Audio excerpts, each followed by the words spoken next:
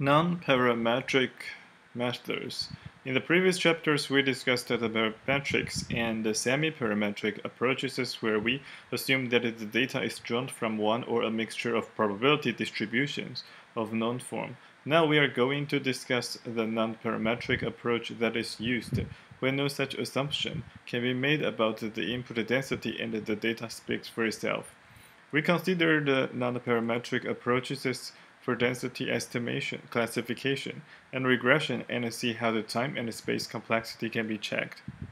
Introduction. In the parametric methods, whether for density estimation, classification, or regression, we assume a model valid over the whole input space. In regression, for example, when we assume a linear model, we assume that for any input, the output is the same linear function of the input.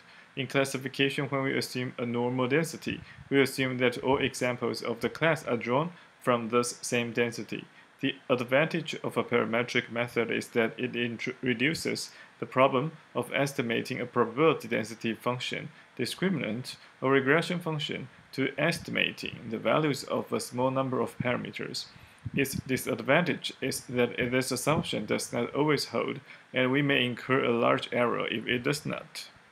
If we cannot make such assumptions and cannot come up with a parametric model, one possibility is to use a semi-parametric mixture model, as we saw in Chapter 7, where the density is written as a disjunction of a small number of parametric models. In non-parametric estimation, all we assume is that similar inputs have similar outputs.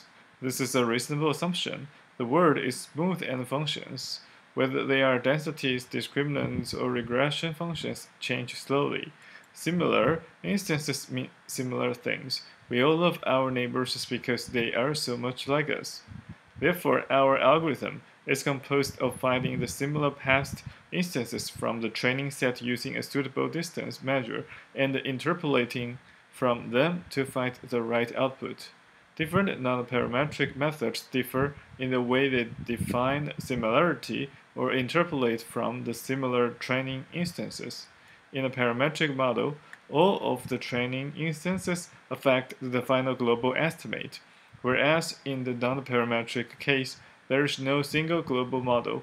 Local models are estimated as they are needed, affected only by the nearby training instances. Nonparametric methods do not assume any a priori parametric form for the underlying densities.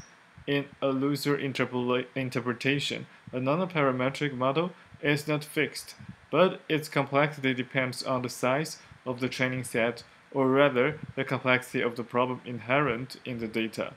In machine learning literature, nonparametric methods are also called instance-based or memory-based learning algorithms, since what they do is store the training instances in a lookup table and interpolate from this. This implies that all of the training instances should be stored, and storing all requires memory of big O of n. Furthermore, given an input, similar ones should be found, and finding them requires computations of big O of n. Such methods are also called lazy learning algorithms because, unlike the eager parametric models, they do not compute a model when they are given the training set but postpone the computation of the model until they are given a test instance.